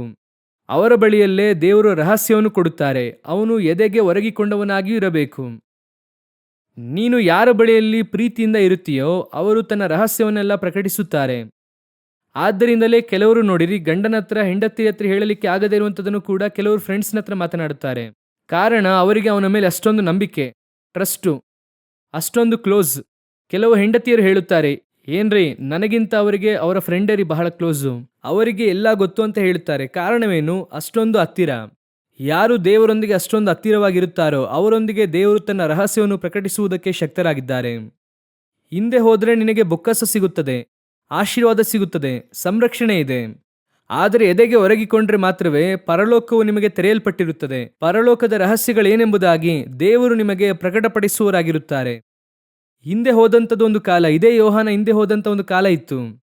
ಇದೇ ಯೋಹಾನನು ಕರ್ತನನ್ನು ಹಿಂಬಾಲಿಸಿ 3 ವರ್ಷ ಇದ್ದಂಥ ಕಾಲ ಇತ್ತು, ಕರೆಕ್ಟೇ. ಆದರೆ ಅವನು ಹಾಗೇ ಇಲ್ಲ. ಅವನು ಹಾಗೆ ದೇವರಿಗೆ ಸಮೀಪವಾಗುತ್ತಾನೆ, ಹತ್ತಿರ ಬರುತ್ತಾನೆ. ಒಂದು ಹಂತದಲ್ಲಿ ಎದೆಗೆ ಒರಗಿಕೊಂಡವನಾಗಿ ಮಾರ್ಪಡುತ್ತಾನೆ, ಹಾಗೆ ಒರಗಿಕೊಳ್ಳುತ್ತಾನೆ. ಈಗ ಇದರಲ್ಲಿ ಇನ್ನೊಂದು ವಿಷಯ ಏನಿದೆ ಗೊತ್ತಾ? ಇವರೆಲ್ಲ ಕೇಳಿದ್ರೆ ಹೇಳೋದಿಲ್ಲ ಅಂತ ಹೇಳಿದ್ರಲ್ವಾ, ಆದರೆ ಇವನು ಕೇಳಿದ್ರೆ ಖಂಡಿತವಾಗಿ ಹೇಳುತ್ತಾರೆ. ಯಾಕಂದ್ರೆ ಎದೆಗೆ ಒರಗಿಕೊಂಡಂತ ಒಬ್ಬನು ಕೇಳ್ದ ಅಂದ್ರೆ ಅವರಿಂದ ಹೇಳಲಿಕ್ಕೆ ಆಗದೆ ಇರೋಕ್ ಸಾಧ್ಯವೇ ಇಲ್ಲ. ಕರ್ತನು ಖಂಡಿತವಾಗಿ ಹೇಳುತ್ತಾರೆ. ಈಗ ಗಮನಿಸಿರಿ, ನಲ್ಲನನ್ನು ಒರಗಿಕೊಂಡು ಅಡವಿಗೆ ಬರುವಂತೆ ಇವಳು ಯಾರು ಎಂಬುದಾಗಿ ಹೇಳುವುದು ಯಾರ ಕುರಿತಾಗಿ? ಸಭೆಯ ಕುರಿತಾಗಿ ಹೇಳಲ್ಪಟ್ಟಿದ್ದ, ಮೊದಲಗಿತ್ತಿಯ ಕುರಿತಾಗಿ. ಹಾಗಾದರೆ ಮೊದಲಗಿತ್ತಿ ಸಭೆ. ಕರ್ತನಿಂದ ಒಂದು ರಹಸ್ಯವನ್ನು ಕೇಳುವುದಾದರೆ, ಒಂದು ಪ್ರಕಟಣೆಯನ್ನು ಕೇಳುವುದಾದರೆ ಸಭೆಗೆ ದೇವರು ಪ್ರಕಟಪಡಿಸುವುದಕ್ಕೆ ಶಕ್ತರಾಗಿ ಇದ್ದಾರೆ. ಆ ಸಭೆಗೆ ದೇವರು ರಹಸ್ಯವನ್ನು ಮರೆ ಮಾಡುವುದಿಲ್ಲ. ಕೆಲವು ಸಭೆಗಳು ಅವರನ್ನು ಹಿಂಬಾಲಿಸುವಂತಹ ಸಭೆಗಳು, ಆದರೆ ಕೆಲವು ಸಭೆಗಳು ಅವರ ಎದೆಗೆ ಒರಗಿಕೊಂಡಿರುವಂತಹ ಸಭೆಗಳು. ನೀವು ನಾನು ಆ ಸಭೆಯಾದವರಾಗಿ ಇರಬೇಕು. ನೀವು ನಾನು ಹೇಗಿರಬೇಕು? ಆ ಸಭೆಯಾಗಿ ಇರಬೇಕು. ಒರಗಿಕೊಂಡು, ದೇವರೇ ನಿಮಗೂ ನನಗೂ ಅವರು ಯಾವುದನ್ನು ಕೂಡ ಮರೆ ಮಾಡಲೇಬಾರದು. ಹಾಗಂದ್ರೆ ಏನರ್ಥ? ನಾನು ಮೋಶೆಯ ಬಳಿಯಲ್ಲಿ ನಾನು ರಹಸ್ಯವನ್ನೆಲ್ಲ ಮಾತನಾಡೋದೇ ಇಲ್ಲಪ್ಪ, ಏನನ್ನೇ ಮಾತನಾಡಿದ್ರು ಓಪನ್ ಆಗಿ ಮಾತನಾಡುತ್ತೇನೆ. ಈ ಒಂದು ಹಂತಕ್ಕೆ ನೀವು ನಾನು ಬರಬೇಕು. ಈಗ ಹಿಂದೆ ಹೋಗುವವನಿಗೆ ಪ್ರವಾದಿ ಹಿಂದೆ ಹೋಗುತ್ತಾನೆ, ಮುಂದೆ ಹೋಗೋದವನಿಗೆ ಗೊತ್ತಿಲ್ಲ. ಯಾಕಂದ್ರೆ ಹಿಂದೆ ಹೋಗುವಾಗ ಮುಂದೆ ಒಂದು ರೂಪ ಕಾಣಿಸುತ್ತದೆ, ಮುಂದೆ ಏನಿದೆ ಅಂತ ಕಾಣೋದಿಲ್ಲ. ಆದರೆ ಒಂದು ನಂಬಿಕೆ ಇದೆ, ಕರೆಕ್ಟಾಗಿ ಹೋಗ್ತಿದ್ದೇವೆ ಅಂತ. ಯಾಕಂದ್ರೆ ಓಡಿಸುವವರು ಪರ್ಫೆಕ್ಟ್. ಕೆಲವು ಸಮಯದಲ್ಲಿ ನಾವು ಅದರ ಕುರಿತು ಚಿಂತೆ ಪಡುವುದೇ ಇಲ್ಲ. ಮುಂದೆ ಹೋಗುವುದರ ಕುರಿತು ನಮಗೇನಿಲ್ಲ, ಚಿಂತೆ ಇಲ್ಲ. ಅವ್ರು ಏನೇ ಬಂದರೂ ಕೂಡ ನೋಡ್ಕೊಳ್ತಾರೆ, ಅದು ಹೋಗುತ್ತದೆ ಎನ್ನುವಂತಹ ನಂಬಿಕೆ. ಆ ರೀತಿ ದೇವರ ಮೇಲೆ ಒಂದು ನಂಬಿಕೆ ಇಟ್ಟು ನಾವು ಹೋಗುತ್ತಾ ಇದ್ದೇವೆ. ಅದು ಬೇರೆ, ಇದು ಬೇರೆ, ಇದು ಎರಡನೆಯದು. ಹಾಗೆ ಒರಗಿಕೊಂಡು ಬರುತ್ತಾರೆ. ಆಗ ದೇವರು ಹೇಳುತ್ತಾರೆ, ಇಗೋ ಬರ್ತಿದೆ ನೋಡು, ಅದೇ ಕೆಂಪು ಸಮುದ್ರ. ನಾನು ಅದನ್ನು ಈಗ ವಿಭಾಗಿಸುತ್ತೇನೆ ನೋಡು. ಅವನು ಹೋಗಿ ಕೇಳುವುದಿಲ್ಲ, ದೇವರ ಕೆಂಪು ಸಮುದ್ರ ಇದೆ, ಅದನ್ನು ಹೇಗೆ ವಿಭಾಗಿಸುವುದು? ಆ ಒಂದು ಪ್ರಶ್ನೆಯೇ ಇಲ್ಲ. ಆ ಪ್ರಶ್ನೆಯೇ ಇಲ್ಲ. ಅವರೇ ಕೈ ಚಾಚು ಎಂಬುದಾಗಿ ಹೇಳುತ್ತಾ ಬರುತ್ತಾರೆ. ಒಂದು ಕೆಂಪು ಸಮುದ್ರ ಬರುತ್ತಾ, ವಿಭಾಗಿಸುತ್ತೇವಾ? ನಾವು ಹಾಗೆ ಹೋಗುತ್ತಾ ಇರುತ್ತೇವೆ ನೋಡು. ಹಿಂದೆ ಫರೋಹನನ್ನು ಸಾಯುತ್ತಾನೆ ನೋಡು, ಹಿಂದೆ ನೋಡು ಸಾಯುತ್ತಿದ್ದಾನ. ಹೌದು ದೇವರೇ, ಸಾಯುತ್ತಿದ್ದಾನೆ. ಹಾಗಾದ್ರೆ ಬಾನ ಹೋಗೋಣವಾ? ದೇವರೇ, ದಡ ಬಂತು. ಅಲ್ಲಿ ಬಂದ ಕೂಡಲೇ ಮನ್ನಾ ಬರುತ್ತದೆ, ನೀರು ಬುಗ್ಗೆ ಬರುತ್ತದೆ. ಹಾಗೆ ಹೋಗ್ತಾ ಇರ್ತೇವಾ? ಆಹಾರ ಸಿಗುತ್ತದೆ. ಇವನಿಗೆ ರಹಸ್ಯವೇ ಇಲ್ಲ. ಅವನಿಗೆ ಅದರ ಕುರಿತಾಗಿ ಚಿಂತೆ ಇಲ್ಲ, ಏನೂ ಇಲ್ಲ. ಕಾರಣ, ಇವನು ಎದೆಗೆ ಒರಗಿಕೊಂಡಂತಹ ವ್ಯಕ್ತಿ. ಇವನಿಗೆ ರಹಸ್ಯ ಎನ್ನುವಂಥದ್ದೇ ಇಲ್ಲ. ದೇವರು ಎಲ್ಲವನ್ನು ಕೂಡ ಪ್ರಕಟಿಸುತ್ತಲೇ ಹೋಗುತ್ತಾರೆ. ಇದುವೇ ನೀವು ನಾನು ದೇವರೊಂದಿಗೆ ಬರಬೇಕಾಗಿರುವಂತಹ ಮುಂದಿನ ಸ್ಟೇಜ್. ನಾವು ಮೊದಲನೇ ಸ್ಟೇಜಲ್ಲೇ ಸಂತೋಷ. ಚರ್ಚು ಮೊದಲನೇ ಸ್ಟೇಜಲ್ಲಿ ಇರುವಂಥದ್ದು ಸಂತೋಷ ಇಲ್ಲ ಎಂದು ಹೇಳುತ್ತಿಲ್ಲ. ನಾವು ನಿಂಬಾಲಿಸುತ್ತಾ ಇದ್ದೇವೆ, ದೇವರು ಕೊಡುತ್ತಾರೆ, ಎಲ್ಲ ಒಳ್ಳೆಯದೇನೆ. ಆದರೆ ಅದೇ ಹಂತದಲ್ಲಿ ಇರುವುದಕ್ಕೆ ದೇವರು ಬಯಸುತ್ತಿಲ್ಲ. ದೇವರು ಬಯಸುತ್ತಾ ಇರುವಂಥದ್ದು ಏನು ಗೊತ್ತಾ? ನನ್ನ ಎದೆಗೆ ಒರಗಿಕೊಂಡು ನನ್ನ ಜೊತೆ ಬಾ. ಯಾಕೆ ಗೊತ್ತಾ? ಕರ್ತನಿಗೆ ಇನ್ನೂ ನಮ್ಮೊಂದಿಗೆ ಮಾತನಾಡಬೇಕಾಗಿರುವಂಥ ರಹಸ್ಯಗಳು ಅನೇಕ ಇದೆ. ಬೈಬಲನ್ನು ಈಗ ಬರೆದಿದ್ದಾರೆ ಅಲ್ವಾ? ಇದೆಲ್ಲವೂ ಕೂಡ ಸಾಮ್ಯಗಳಾಗಿ ಇವೆ. ಇದೆಲ್ಲ ಹೇಗಿದೆ? ಸಾಮ್ಯವಾಗಿದೆ. ಸಾಮ್ಯ ಅಂದರೆ ಮತ್ತಾಯ 13:10 ಹೇಳುತ್ತದೆ, ಸಾಮ್ಯ ಅಂದರೆ ರಹಸ್ಯ. ಸಾಮ್ಯ ಅಂದರೆ ಪರಲೋಕದ ರಹಸ್ಯ ಎಂಬುದಾಗಿ ಅಲ್ಲಿದೆ. ಸಾಮ್ಯವಾಗಿ ಮಾತನಾಡುವುದು, ಹಾಗೆ ಮಾತನಾಡುವುದು ಎಂಬುದಾಗಿ ಎರಡಿದೆ. ಒಂದು, ದೂರದಲ್ಲಿರುವವನಿಗೆ ದೇವರು ಹೇಗೆ ಮಾತಾಡ್ತಾರೆ? ಸಾಮಾನ್ಯವಾಗಿ ಮಾತಾಡ್ತಾರೆ. ಆದರೆ ನಿಮ್ಮ ಹತ್ರ ನನ್ನ ಹತ್ರ ಮಾತನಾಡುವಾಗ ಬಹಿರಂಗವಾಗಿ ಮಾತನಾಡುತ್ತಾರೆ, ರಹಸ್ಯವಾಗಿ ಅಲ್ಲ ಎಂಬುದಾಗಿ. ಈ ಬೈಬಲ್ನಲ್ಲಿ ಅನೇಕ ರಹಸ್ಯಗಳಿದೆ. ಚೆನ್ನಾಗಿ ಗಮನಿಸಿ, ನಾನು ಹೇಳಿ ಮುಗಿಸುತ್ತೇನೆ.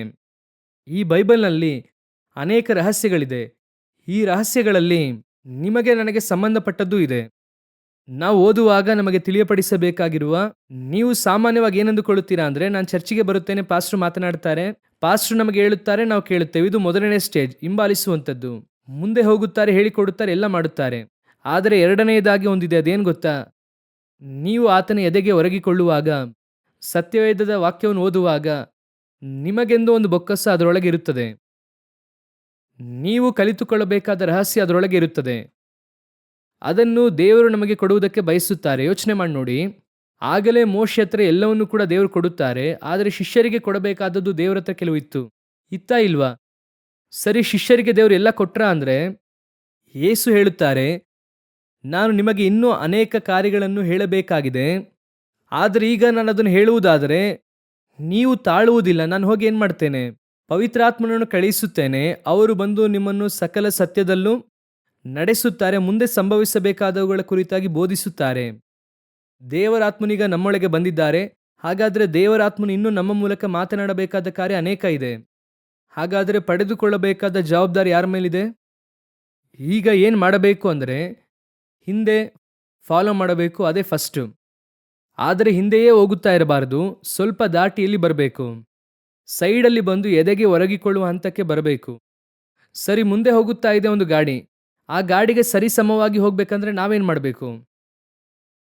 ಸ್ವಲ್ಪ ಸ್ಪೀಡ್ ಮಾಡಬೇಕು. ಏನು ಮಾಡಬೇಕು? ನಿಮ್ಮ ಆತ್ಮಿಕ ಜೀವಿತವನ್ನು ಇನ್ನೂ ಸ್ವಲ್ಪ ಪ್ರಾರ್ಥನೆಯಲ್ಲಿ, ಇನ್ನೂ ಸತ್ಯವೇದ ಧ್ಯಾನದಲ್ಲಿ, ಪರಲೋಕ ನಿಮ್ಮನ್ನು ನಂಬುವಷ್ಟರ ಮಟ್ಟಿಗೆ ನೀವು ಬರಬೇಕು. 11 ಶಿಷ್ಯರುಗಳ ಬಳಿಯಲ್ಲಿ ಎಲ್ಲವನ್ನು ಹೇಳಿದ ದೇವರು ಒಂದು ಹಂತ ಮೇಲೆ ಹೋಗಿ, ಇವನನ್ನು ದೇವರು ನಂಬುತ್ತಾರೆ, ಅವನ ಹತ್ರ ದೇವರು ರಹಸ್ಯವಾಗಿ ಅಲ್ಲ, ಎಲ್ಲವನ್ನು ಬಹಿರಂಗವಾಗಿ ಮಾತನಾಡುತ್ತಾರೆ. ಹಲ್ಲೆಲೂಯ! ಆ ಒಂದು ಹಂತಕ್ಕೆ ನೀವು ನಾನು ಬರಬೇಕು. ಇವತ್ತಿನಿಂದ ಚರ್ಚು ಹೇಗೆ ಮಾರ್ಪಡಬೇಕಂದ್ರೆ, ಇನ್ನೂ ಪ್ರಾರ್ಥನೆಯಲ್ಲಿ ಅಧಿಕವಾಗಬೇಕು, ಸತ್ಯವೇದ ಧ್ಯಾನದಲ್ಲಿ ಅಧಿಕವಾಗಬೇಕು. ತೃಪ್ತಿ ಎನ್ನುವಂತಹ ಕಾರ್ಯ ಬರಲೇಬಾರದು. ಒಳ್ಳೆಯದಾಯಿತು, ಇವತ್ತು ನಾವು ಚೆನ್ನಾಗಿ ಉಪವಾಸ ಇದ್ದೇವೆ. ಇಲ್ಲ, ನಾವು ಯಾವಾಗಲೂ ಎದೆಗೆ ಒರಗಿಕೊಂಡು ಪರಲೋಕ ನಮ್ಮನ್ನು ಕರೆಯಬೇಕು. ಸಮುವೇಲನೆ, ನಿನ್ನ ಬಳಿ ನಾನು ಹೇಳಬೇಕಾಗಿದೆ. ಆತ್ಮವಶನಾಗಿ ನನ್ನನ್ನು ಅಡವಿಗೆ ಕರ್ಕೊಂಡು ಹೋಗುವ ಕಾಲ ಬರುತ್ತದೆ. ಆತ್ಮನಲ್ಲಿ ದೇವರು ನನ್ನನ್ನು ಕರ್ಕೊಂಡು ಹೋಗಿ ಪರಲೋಕದಲ್ಲಿ ನಿಲ್ಲಿಸುತ್ತಾರೆ. ಆಕಾಶ ತೆರೆಯಲ್ಪಟ್ಟಿರುವುದನ್ನು, ಸಿಂಹಾಸನ ಇರುವುದನ್ನು ನೋಡಬೇಕು. ಆ ರೀತಿ ಆತ್ಮಿಕ ಜೀವಿತದಲ್ಲಿ ಬೆಳೆದಂತ ಹಂತದಲ್ಲಿ ನೀವು ನಾನು ಏನ್ ಮಾಡಬೇಕು? ಬರಬೇಕು. ಅದು ಬರುವ ತನಕ ವಿಶ್ರಮಿಸಲೇಬಾರದು. ಏನೇ ಗುಂಪಾಗಿ ಸೇರಿ ನೀವು ಪ್ರಾರ್ಥನೆ ಮಾಡಿ ಏನೇ ಮಾಡಿದ್ರೂ ಕೂಡ ಪ್ರಿಯನೊಂದಿಗೆ ವೈಯಕ್ತಿಕವಾಗಿ ಅಡವಿಯಲ್ಲಿರುವಂಥದ್ದೆಂಬುದಾಗಿ ಒಂದಿದೆ. ಆ ಸ್ಥಳಕ್ಕೆ ಬಂದ್ರೇನೆ ನಿಮಗೆ ತೃಪ್ತಿಯಾಗಿ ಮಾರ್ಪಡುತ್ತದೆ. ಹಲ್ಲೆಲೂಯ! ನಾವು ಪ್ರಾರ್ಥಿಸೋಣ, ಎದ್ದು ನಿಂತುಕೊಳ್ಳೋಣ ದೇವರ ಸಮ್ಮುಖದಲ್ಲಿ. ದೇವರು ನಿಮಗೆ ಕೊಡುವಂತ ಒಂದು ಮಾತು ಯಾರಿಗೂ ಗೊತ್ತಿಲ್ಲ, ಆದರೆ ದೇವರು ಕೊಡುವಂತ ಒಂದು ಮಾತು. ಆರಂಭದಲ್ಲಿ ನಿನಗೆ ಒಂದು ದರ್ಶನವನ್ನು ನಾನು ಹೇಳಿದೆ. ಆರಂಭದಲ್ಲಿ ನಿನ್ನೊಂದಿಗೆ ಇರಬೇಕಾದ ಕಾರ್ಯಗಳನ್ನು ನಾನು ನಿನಗೆ ಪ್ರಕಟಿಸಿದೆ. ನಡುವೆ ನೀನು ನನ್ನೊಂದಿಗೆ ಸಂಚರಿಸಿದವನ ಹಾಗೆ ಹೋದೆ. ಅದರಿಂದ ನಾನು ನಿನಗೆ ಆ ರಹಸ್ಯವನ್ನು ಹೇಳದೆ ಹಾಗೆ ಬಿಟ್ಟೆ. ಇವತ್ತು ನಾನದನ್ನು ಪುನಃಸ್ಥಾಪಿಸುವುದಕ್ಕೆ ಬಯಸುತ್ತೇನೆ. ಪುನಃ ನಿನ್ನೊಂದಿಗೆ ನಡೆಯುವುದಕ್ಕೆ ನಾನು ಬಯಸುತ್ತಿದ್ದೇನೆ. ನೀನು ಇನ್ನೂ ಕೂಡ ನನ್ನನ್ನು ಹಿಂಬಾಲಿಸುತ್ತಾ ಇದ್ದೆ, ನನಗೆ ಅದು ಸಂತೋಷವೇ. ಆದರೆ ನಿನ್ನನ್ನು ನಾನು ಕರೆದದಕ್ಕೆ ಕಾರಣ ಅದಲ್ಲ. ನೀನು ನನ್ನ ಪಕ್ಕದಲ್ಲಿ ನಡೆದು ನನ್ನ ಎದೆಗೆ ಒರಗಿಕೊಂಡಿರಬೇಕೆಂಬುದಾಗಿಯೇ ನಾನು ನಿನ್ನನ್ನು ಕರೆದೆ. ನೀನು ಅಭಿಷೇಕಿಸಲ್ಪಟ್ಟ ಕೋರೇಶನ್ ಎಂಬುದಾಗಿ ಸಂತೋಷವಾಗಿದ್ದೀಯಾ, ಆದರೆ ನಾನು ನಿನ್ನನ್ನು ವಿಮೋಚಿಸಿದಂಥ ಮೊದಲಗಿತ್ತಿ ಎಂಬುದಾಗಿ ನೋಡುತ್ತಿದ್ದೇನೆ. ನೀನು ಆ ಕೋರೇಶನ್ ಇದ್ದಂಥ ಸ್ಥಳದಲ್ಲಿ ಸಂತೋಷವಾಗಿದ್ದೀಯಾ, ಅದರಲ್ಲೇ ತೃಪ್ತಿ, ಅದರಲ್ಲೇ ದೇವರು ನನಗೆ ಪ್ರಕಟಿಸುತ್ತಾರೆ. ಬಚ್ಚಿಟ್ಟಿರುವಂಥ ನಿಕ್ಷೇಪವನ್ನು ದೇವರು ಕೊಡುತ್ತಾರೆ. ಕಬ್ಬಿಣದ ಆಗುಳಿಗಳನ್ನು ಮುರಿಯುತ್ತಾರೆ. ಓಕೆ, ರೈಟ್, ಸಂತೋಷ. ಪ್ರಕಟಣೆ ಸಿಗುತ್ತದೆ. ದೇವರು ಹೇಳುತ್ತಾರೆ, ಇದೇನು ಗೊತ್ತಾ, ಈಗ ನಿನಗೆ ಸಿಗುತ್ತಾ ಇರುವಂಥ ಪ್ರಕಟಣೆ ಏನು ಗೊತ್ತಾ, ನೀನು ಒಂದು ಅಂಗಡಿಗೆ ಹೋದೆ ಅಂದರೆ ಆ ಅಂಗಡಿಯವನು ಚಿಕ್ಕದಾಗಿ ಒಂದು ಸ್ವೀಟ್ ಕೊಡುತ್ತಾನೆ. ಸರ್, ತಿಂದು ನೋಡಿ ಸರ್. ಆ ಇಡೀ ಅಂಗಡಿಯ ಆ ಕ್ವಾಲಿಟಿಯನ್ನು ನಿನಗೆ ತೋರಿಸುವುದಕ್ಕೆ ಕರ್ತನು ಕೊಡುವಂಥ ಸ್ಯಾಂಪಲ್ಲೇ ಆ ಸ್ವೀಟ್. ಒಂದು ಸೆಂಟ್ ಅಂಗಡಿಗೆ ಹೋದ್ರಿ ಅಂದ್ರೆ ಎಲ್ಲಾ ಸೆಂಟನ್ನು ಕೂಡ ಒಡೆಯುವುದಿಲ್ಲ. ಒಂದು ಸೆಂಟ್ ತೆಗೆದು ನಿಮ್ಮ ಕೈ ಮೇಲೆ ಸ್ಪ್ರೇ ಮಾಡುತ್ತಾರೆ, ಸರ್ ಸ್ಮೆಲ್ ನೋಡಿ ಅಂತ.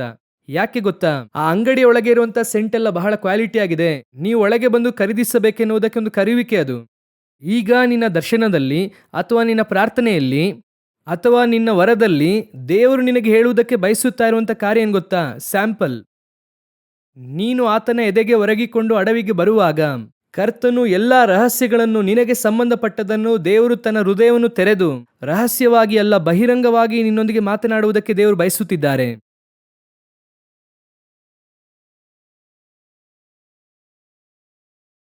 ಕರ್ತನು ನಿನ್ನೊಂದಿಗೆ ಬಹಿರಂಗವಾಗಿ ಮಾತನಾಡಲು ಬಯಸುತ್ತಿದ್ದಾರೆ. ನಾನು ಯಾಕೆ ನಿನ್ನನ್ನು ಪ್ರತ್ಯೇಕಿಸಿದೆ ಗೊತ್ತಾ, ನಾನು ಯಾಕೆ ನಿನ್ನನ್ನು ಸಪರೇಟ್ ಮಾಡದೆ ಗೊತ್ತಾ. ನೀವು ಅನೇಕ ಸಾರಿ ಅಂದುಕೊಂಡಿರ್ತೀರ ಅಲ್ವಾ, ಅವರೊಂದಿಗಿದ್ರೆ ಚೆನ್ನಾಗಿರ್ತಿತ್ತು, ಇವರೊಂದಿಗಿದ್ರೆ ಚೆನ್ನಾಗಿರ್ತಿತ್ತು. ನೀನು ಅನೇಕ ಪ್ರಯತ್ನ ಮಾಡಿದೆ ಅಲ್ವಾ, ಇವರೊಂದಿಗೆ ಸೇರಿ ಪ್ರಯಾಣ ಮಾಡೋಣ, ಇವರೊಂದಿಗೆ ಸೇರಿ ಮಿನಿಸ್ಟ್ರಿ ಮಾಡೋಣ ಎಂಬುದಾಗಿ ಆ ರೀತಿ ಅಂದುಕೊಂಡೆ ಅಲ್ವಾ. ನಾನು ಯಾಕೆ ತಂದು ನಿನ್ನನ್ನು ಇಲ್ಲಿ ಇಟ್ಟಿದ್ದೇನೆ ಗೊತ್ತಾ, ನಿನ್ನನ್ನು ಕರೆತಂದದಕ್ಕೆ ಒಂದು ಉದ್ದೇಶ ಇದೆ. ಏನ್ ಗೊತ್ತಾ, ನಾನು ನಿನ್ನೊಂದಿಗೆ ವೈಯಕ್ತಿಕವಾಗಿ ಅನೇಕ ಮಾತನಾಡಬೇಕಾಗಿದೆ. ನಾನು ನಿನಗೆಂದು ಇಟ್ಟದ್ದನ್ನು ನೀನಿನ್ನೂ ತೆಗೆದುಕೊಳ್ಳದವನಾಗಿದ್ದೀಯಾ, ಇನ್ನೂ ತೆಗೆದುಕೊಳ್ಳದೇ ಇದ್ದೀಯಾ. ನಾನು ನಿನ್ನನ್ನು ಅದಕ್ಕಾಗಿಯೇ ಸಪರೇಟ್ ಮಾಡಿದೆ. ಆದರೆ ನೀನು ಮತ್ತೆ ಮತ್ತೆ ಹೋಗಿ ಅವರೊಂದಿಗಿದ್ರೆ ಚೆನ್ನಾಗಿರುತ್ತೆ, ಇವರೊಂದಿಗಿದ್ರೆ ಚೆನ್ನಾಗಿರುತ್ತೆ. ದೇವರು ಹೇಳುತ್ತಾರೆ, ಆರಂಭದಲ್ಲಿ ನಿಮಗೆ ಹೇಳಿದ್ದನ್ನೇ ಈಗ ಮತ್ತೆ ನಾನು ಹೇಳುತ್ತೇನೆ. ನನಗೆ ಒರಗಿಕೋ, ನನ್ನೊಂದಿಗೆ ನಡೆ. ನಿನ್ನ ಕಿವಿಗಳಲ್ಲಿ ನಾನು ಹೇಳಬೇಕಾದಂಥ ರಹಸ್ಯಗಳು ಅನೇಕ ಇದೆ. ನೀನು ಅದನ್ನು ಪಡೆದುಕೊಳ್ಳಬೇಕೆಂಬುದಕ್ಕಾಗಿ ನಾನು ಇಷ್ಟು ದಿವಸ ವೆಯ್ಟ್ ಮಾಡಿದೆ. ಅದು ನಿನಗೆಂದು ಪರಲೋಕವು ನಿನಗೋಸ್ಕರವಾಗಿ ಎತ್ತಿಟ್ಟಿರುವಂಥದ್ದು. 10 ಮಕ್ಕಳಿದ್ದಾರೆ, ಒಂದು ಮಗು ಆಚೆ ಹೋಗಿದೆ ಅಂದರೆ ಆ ಮಗು ತಿರುಗಿ ಬರುವ ತನಕ ತಂದೆ 9 ಜನರಿಗೆ ಕೊಟ್ಟು ಆ ಹೊರಗೆ ಹೋಗಿರುವಂಥ ಮಗನಿಗೋಸ್ಕರವಾಗಿ ಪಾರ್ಟ್ ಎತ್ತಿಟ್ಟಿರುತ್ತಾರೆ. ಯಾರು ಕೇಳಿದ್ರು ಕೂಡ ಹೇಳುತ್ತಾರೆ, ಅವನು ಬರುತ್ತಾನೆ ಕಣೋ, ಅವನಿಗೂ ಕೊಡಬೇಕು ಅನ್ನುತ್ತಾರೆ. ಆ ರೀತಿಯಾಗಿಯೇ ನಿನಗೆ ನಾನು ಎತ್ತಿಟ್ಟಿದ್ದೇನೆ, ಆ ರೀತಿಯಾಗಿಯೇ ನಾನು ನಿನಗೆ ಎತ್ತಿಟ್ಟಿದ್ದೇನೆ.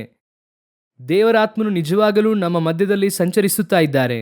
ಈ ಸಭೆಯ ಕುರಿತಾಗಿ ದೇವರಿಗೆ ಒಂದು ದೊಡ್ಡ ಉದ್ದೇಶ ಇದೆ.